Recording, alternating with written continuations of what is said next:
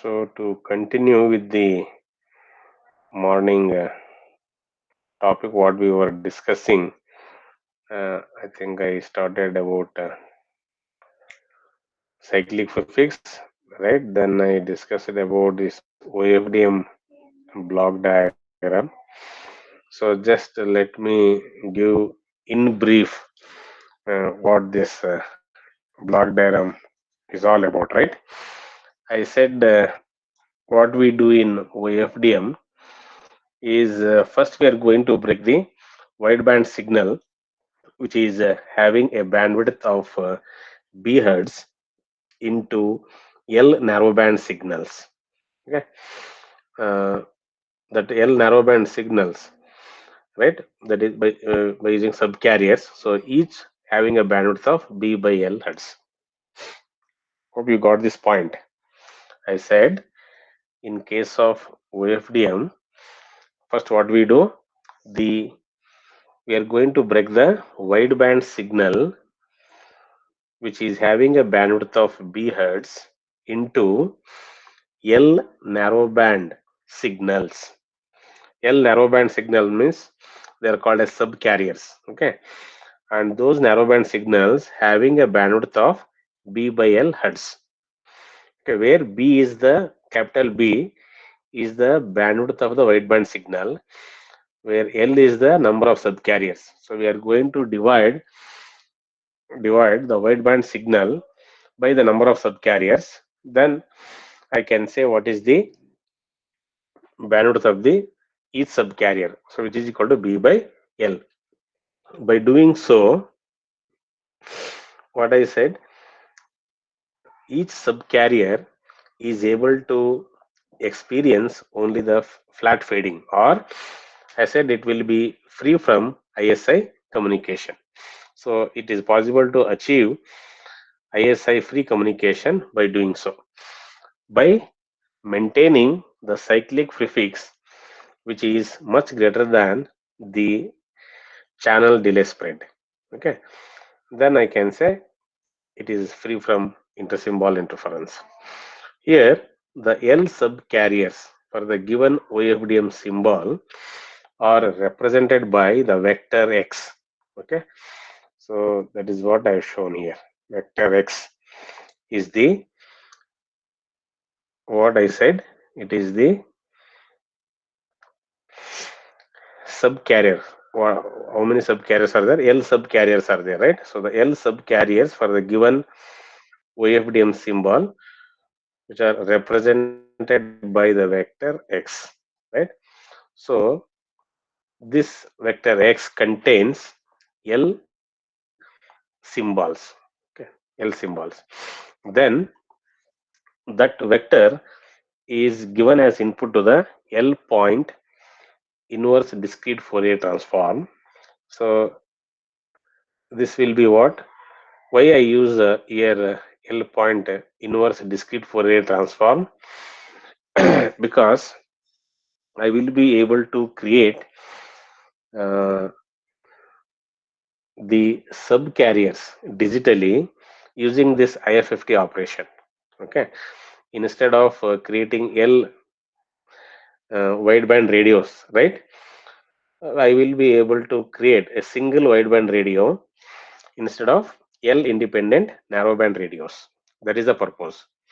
Okay, so the purpose of using IDFT here is to create the subcarriers digitally. Okay, by doing so, I can have only one or single wideband radio instead of L independent narrowband radios. Fine. So I said that is done by creating the subcarriers digitally by using IFFT operation. Then to decompose the intersymbol interference channel into orthogonal subcarriers, what we do the adding of cyclic prefix, right? So that is done here. So we get, means if I take IFFT operation, this frequency domain signal has been converted into time domain signal, then passed through parallel to serial converter, add cyclic prefix to each of those uh, OFDM symbols, right? Then this is all about the channel. I said this channel, instead of linear, it will be circular convolution. Then at the receiver side, we need to again remove back the cyclic prefix, right? First step is that. Then do, here we have done parallel to serial, do the reverse process, that is serial to parallel. Then output of that is a time domain signal, will be given to the L point DFT. So that is by using FFT operation, we convert this time domain signal into frequency domain signal. So this capital Y is again frequency domain signal.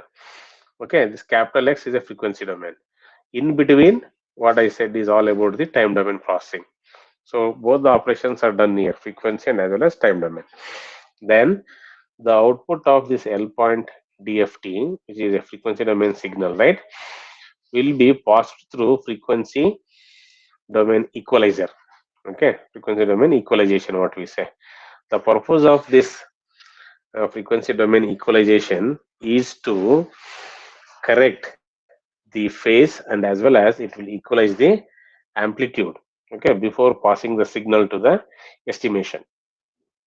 Then we will be able to estimate the signal, received signal, whether it is 0 or 1, right? This x hat is the estimation of x. So how do we write that x hat? X hat of L is equal to YL by HL. That is what the expression is. So this is how, in simple words, what we can say the block diagram of the OFDM. Okay, so now let us try to understand how this OFDM has been used in LTE. Okay, so this is the block diagram. So this is with respect to LTE, how OFDM is used in LTE, right? So as I said, X vector, right? So that X vector, how do I get? I said, so what I said, the wideband signal, which is having a bandwidth of B hertz, will be divided into L narrowband signals, right? Each having a bandwidth of B by L hertz, right? Then that is the X vector. So which is QAM modulated. Okay, even the order of the QAM depends. It may be 16 or it may be 32 or 64, even more than that, 128 also, it may be 256 also. So depending upon that, how many symbols we get. Okay, so depending upon the requirement of that, I can vary the QAM modulation order.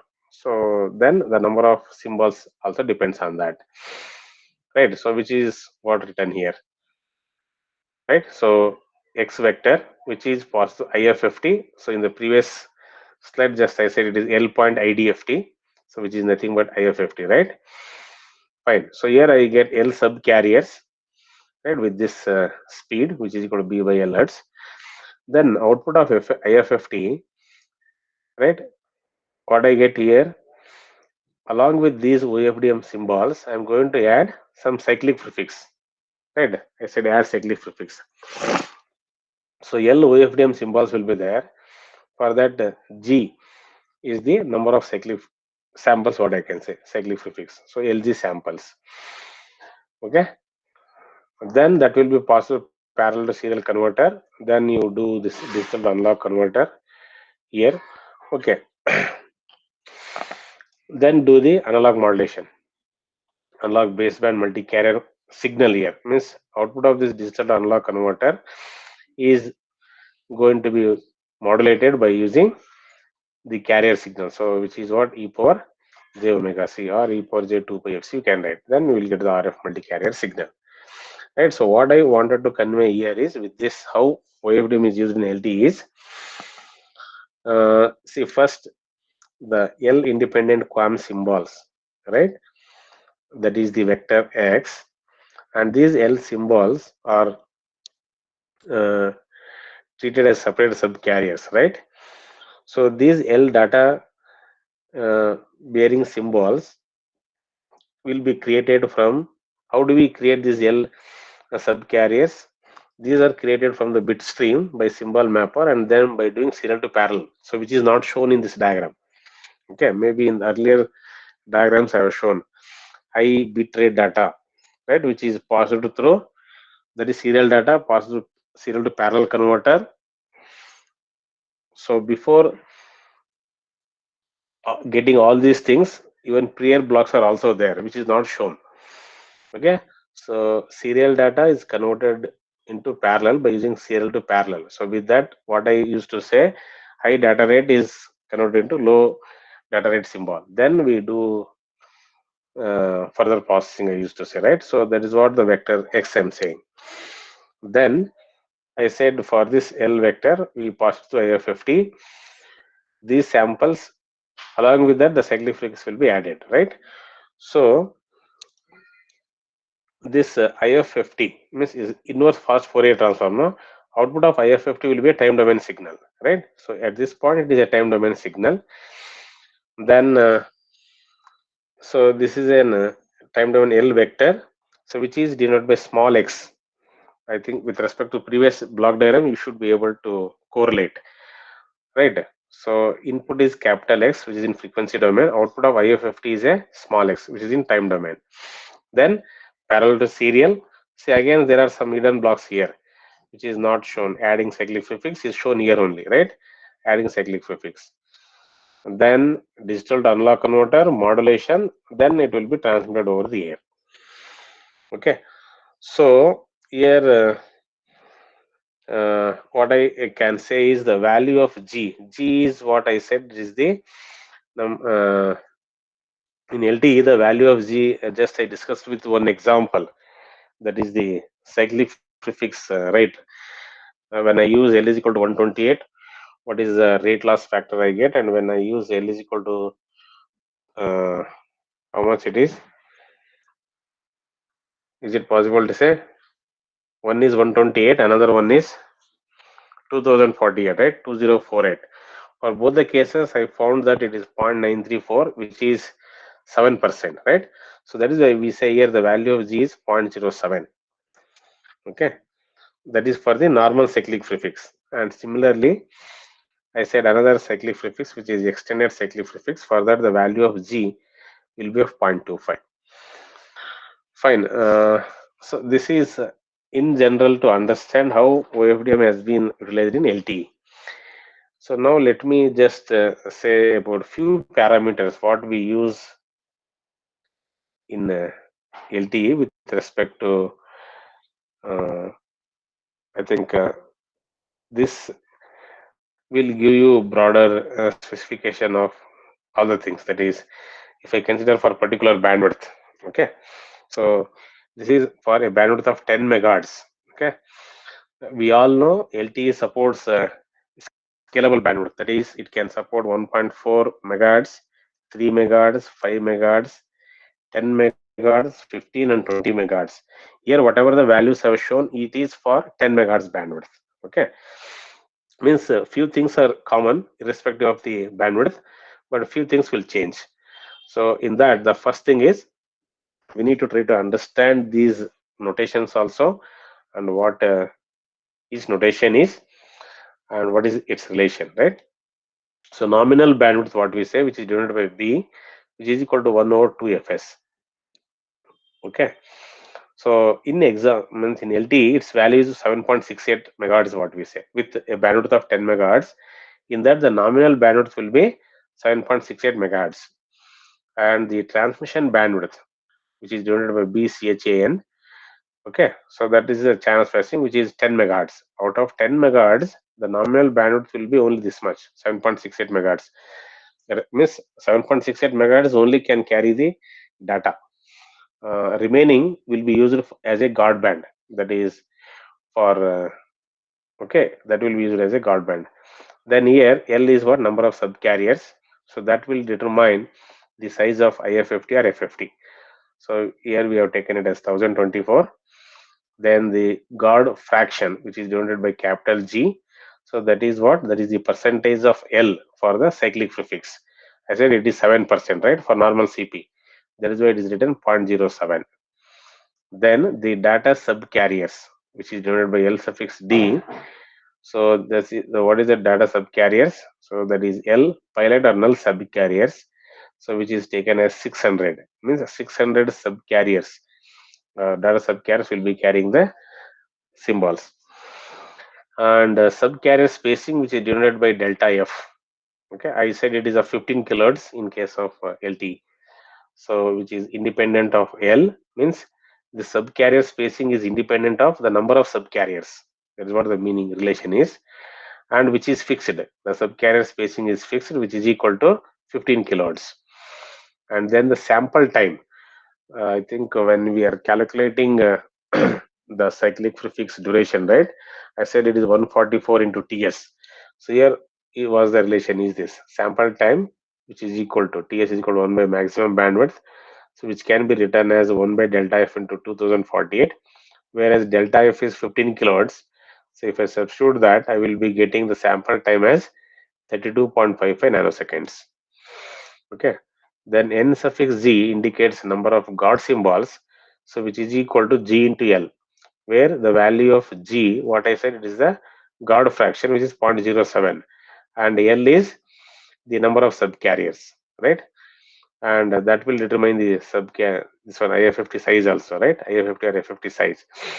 So I think you will be able to understand easily. G is 0.07 and L is 1024, right? So you will be getting as 72 God symbols. Then God time, as I said, T suffix Z will be equal to what? 144 into TS. This is for normal cyclic prefix, and this 160 into TS is for extended cyclic prefix. So by substituting the value of TS as 32.55 nanoseconds in this equation, you will be getting the God time as 4.7 microseconds for normal cyclic prefix, and for extended cyclic prefix, the God time will be 5.2 microseconds. Okay. Then what is the OFDM symbol time? So which is denoted as capital T. So which is equal to L plus God symbols divided by the total bandwidth. Okay, that is nominal bandwidth. So which we will get as 142.7 microseconds as the OFDM symbol time. So why I told these key parameters is uh, you will try to understand how do we achieve the required data rate. Okay, so as an example, means if I take it with this OFDM parameters, I think if I will show the equation, then you will be able to understand how do we calculate the data rate achieved by so and so bandwidth. Okay.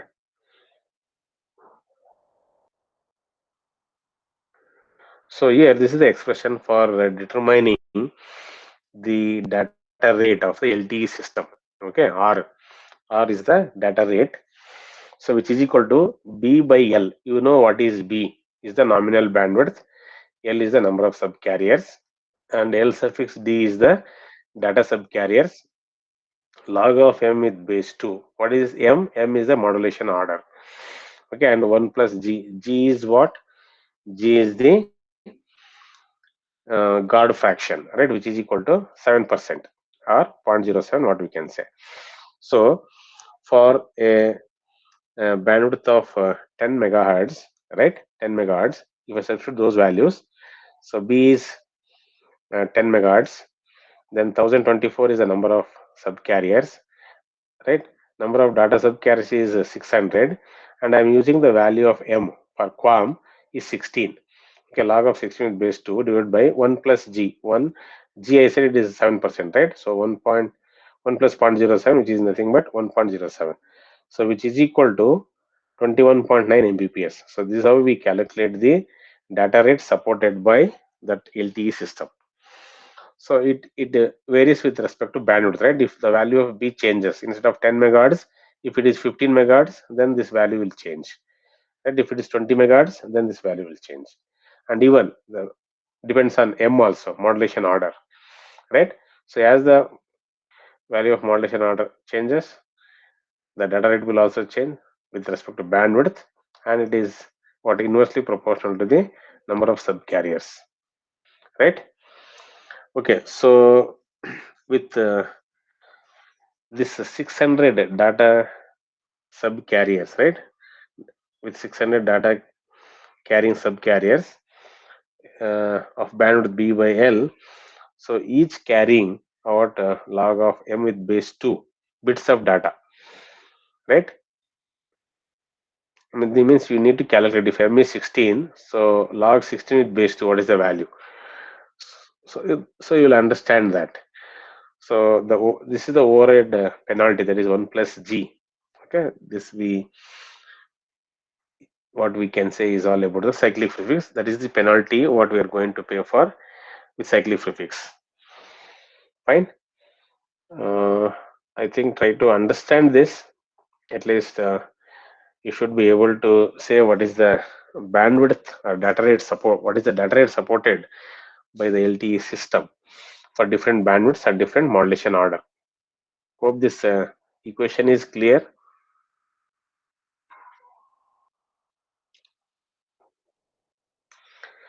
Yeah, the next task is next topic in this is an important one, and many times they even previous thing is also important, but this has been asked several times. Every time they ask because it is so important. That is timing and frequency synchronization.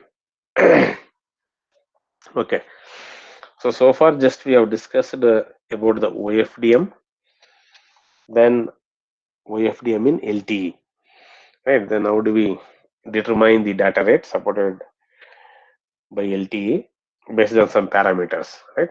So now let us try to understand what is this timing and frequency synchronization. See, to demodulate an OFDM signal, two important synchronization tasks need to be performed at the receiver side. One is the timing synchronization, and another one is frequency synchronization. Okay, so I think we should be able to relate this, why this timing and frequency synchronization is required. So this timing and frequency synchronization task need to be performed at the receiver to demodulate OFDM signal. Hope is it clear what I am saying? Yes, no response. See, people will not listen, I think. Hello? Yes, anybody is listening? I'm asking. Yes, sir. I said, why do we need timing and frequency synchronization? Is it possible to tell any one of you?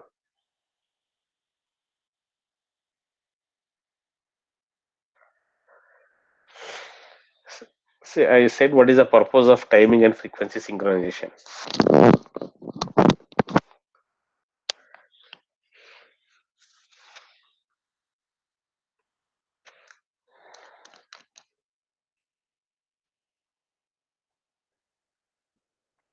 No idea? Okay, I said that to demodulate. Okay, to demodulate an OFDM signal, I said we need to do two important synchronization tasks at the receiver. Okay, in that first one is the timing offset of the symbol and the optimal timing instance needed to be determined. Okay, I repeat once again. The first task is what? The timing offset of the symbol, and the optimal timing instance. What is the optimal timing instance? We need to determine that. So that is known as the timing synchronization. Yes, is this clear? To demodulate an OFDM signal, I said two important synchronization tasks need to be performed at the receiver. First one is the time synchronization. What is the time synchronization? What we are going to do in that? We need to find the timing offset of the symbol. Okay, see, when we transmit an OFDM symbol, at the receiver side there will be some offset, okay, in that time. So we need to determine what is that, how much offset is there. And second thing is we need to determine what is the optimal timing instant. Optimal timing instant means, see, I will be transmitting symbols at the transmitter side having an duration of 1 microsecond, right? Means at every 1 microsecond I may be sampling. So at the receiver side I need to check that whether at 1 microsecond I will be able to get the exact signal or not, right? So that is known as the timing synchronization. And second thing is the receiver must align its carrier frequency as closely as possible with the transmitted carrier frequency. So that is known as the frequency synchronization. Means whatever the carrier frequency which is used at the transmitter side, okay, the receiver must align to that carrier frequency in order to get the original signal back properly. Fine. So that is known as frequency synchronization, I said.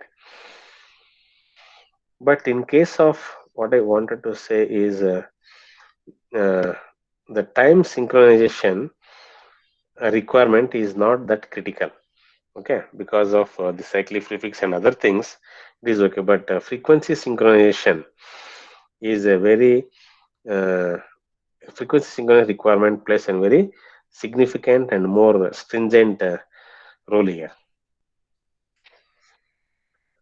okay. But in case of, since it is a multi-carrier modulation, right, so we are using more than one carrier frequencies, that is why with the cyclic prefix and all, so timing synchronization to certain extent is okay. If there is some offset, means if that offset value is less than the cyclic prefix value and all, the difference, it is okay. But frequency synchronization is very critical here. So that is the main implementation challenge task what I wanted to say. So here I have shown two diagrams, okay. This is the representation of an OFDM symbol in time domain, okay, and this is the representation of OFDM symbol in the frequency domain, okay. So in time domain I said na, so one is cos 2 pi fct, and if there is any drift in the this one, right, so cos of 2 pi of fc plus delta f, right, t, another signal. So uh,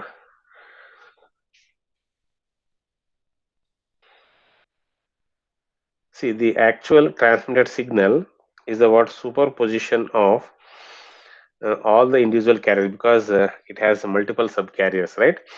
The actual transmitted signal will be the superposition of all the individual carriers.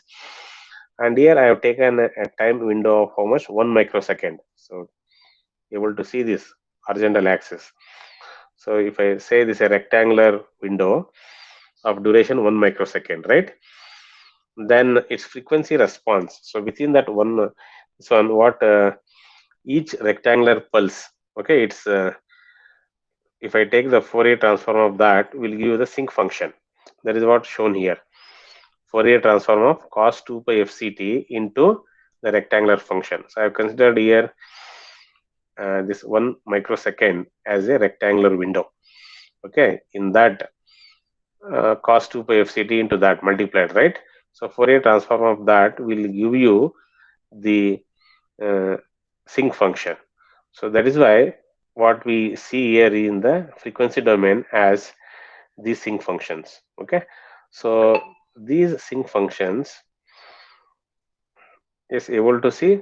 So here I have shown what is the perfect synchronization and what is the imperfect synchronization.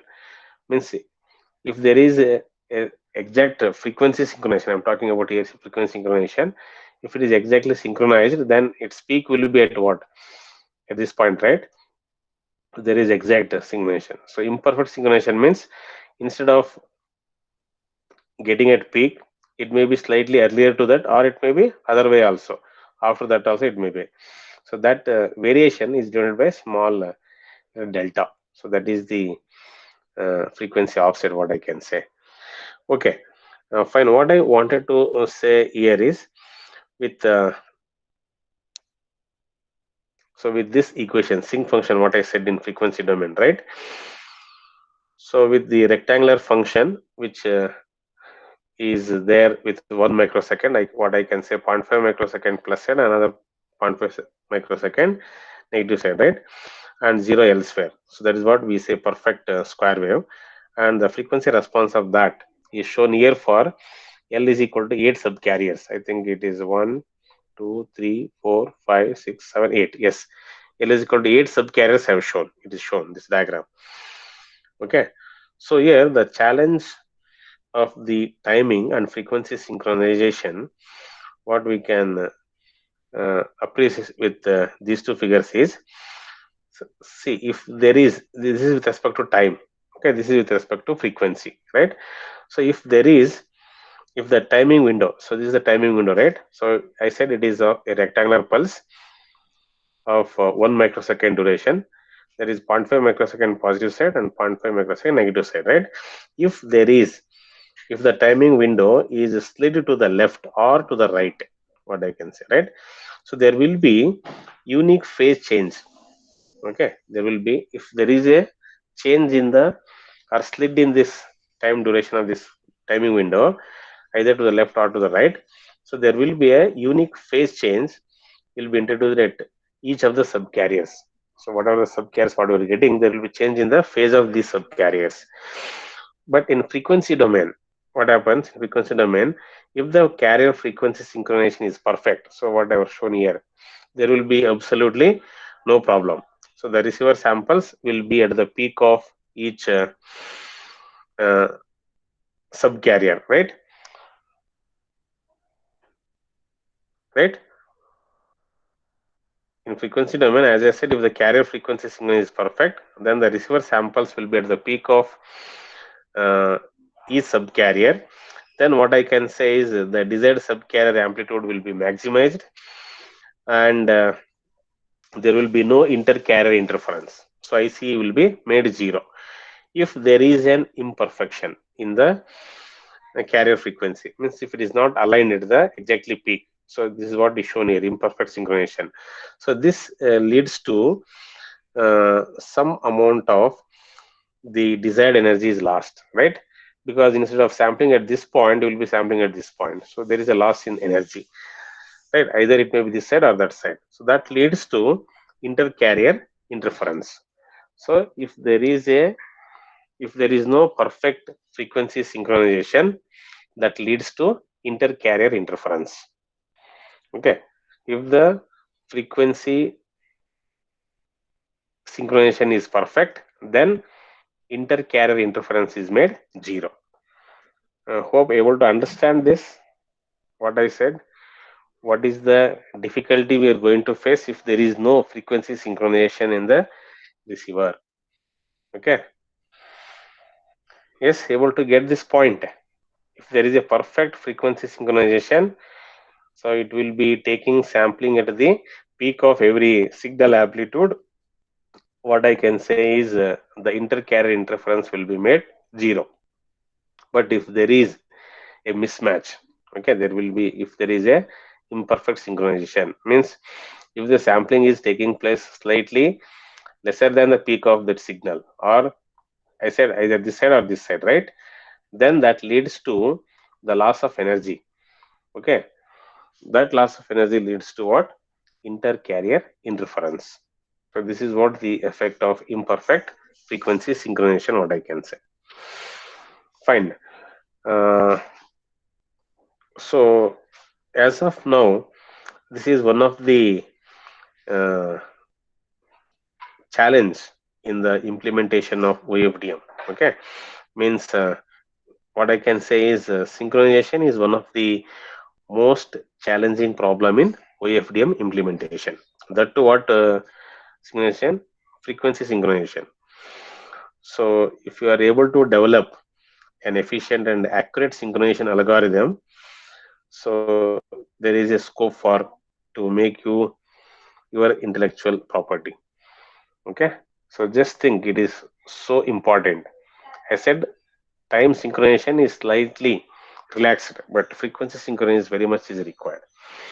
Okay, so to say about this time offset, no, I said if there is a time offset, means if there is a timing errors in the symbol synchronization, what happens? I said it is relaxed to some extent in OFDM because of the cyclic prefix.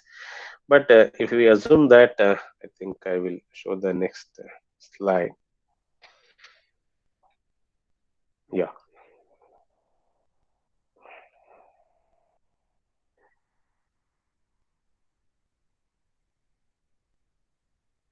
Yes, here able to see this diagram. See L data symbols, then cyclic prefix. L data symbols and cyclic prefix. It will be there like this, right?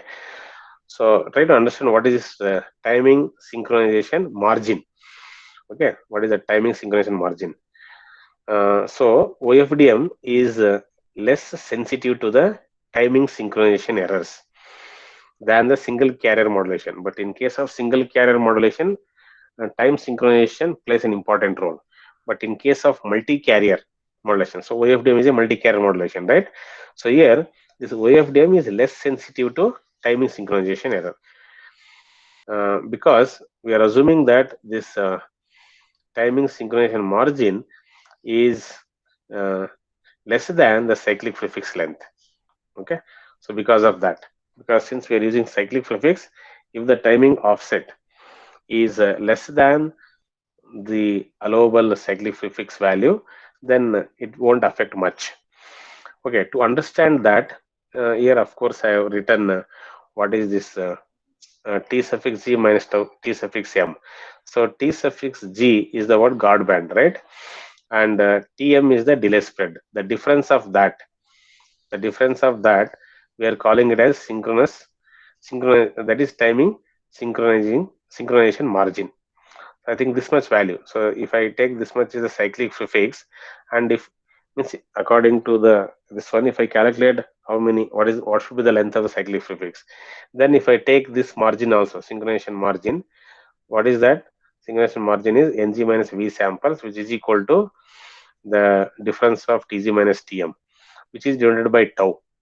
Okay, so if that value is less than, means if I denote the time offset denoted by tau, which is less than this time difference, that is what guard band minus delay spread, it is okay, right? Should be less than, the time offset should be less than that.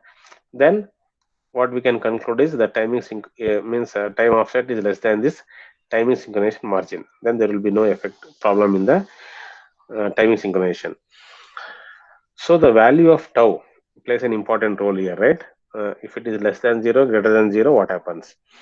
Less than this, there will be absolutely no problem. Only there will be a phase change. That phase change can be corrected by using the frequency domain equalizers. Okay.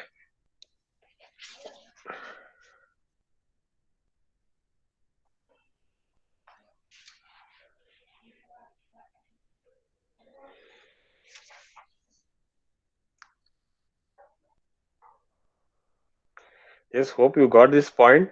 See, cyclic prefix, right? Along with these data symbols, there will be some amount of that synchronization, timing synchronization margin. Okay, that timing synchronization margin is less than, what is the timing synchronization margin? It is Tg minus Tm. We know what is Tg. Tg is the guard time and Tm is the channel delay spread. That difference value, if the timing offset is less than the difference value, then there will be no issue. Okay, if it is greater than, then will be issue, right? So how does it affects the signal to noise ratio? So this is what the equation is, right?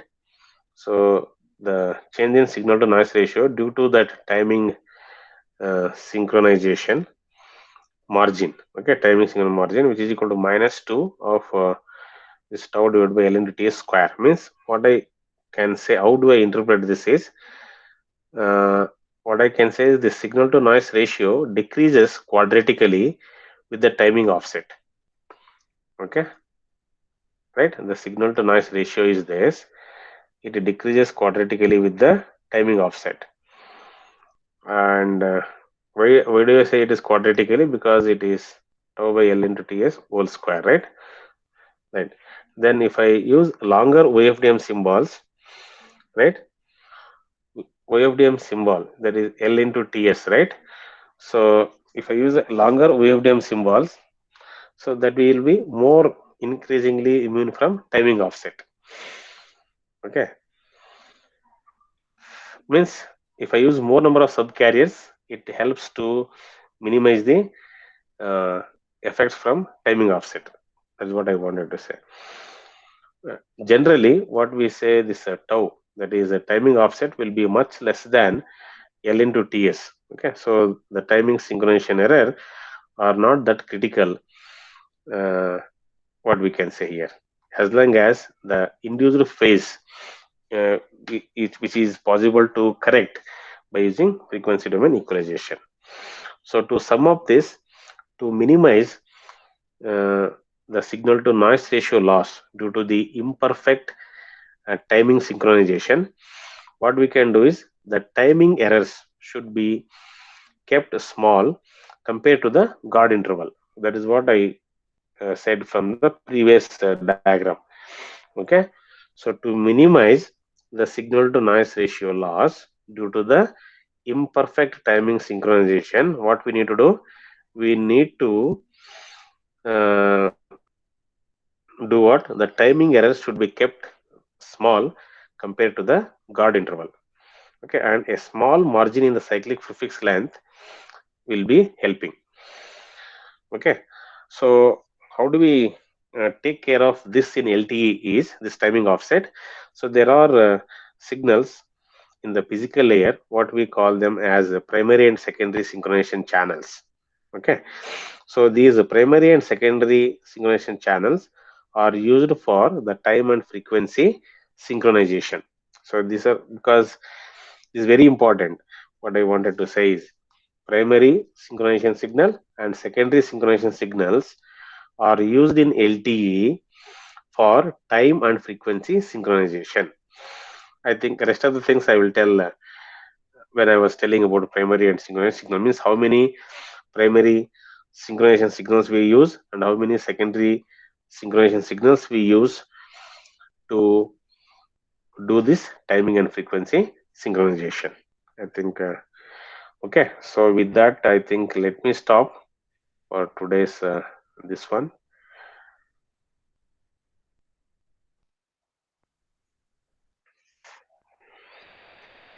Yes, any questions? Yes, my dear students, do you have any questions?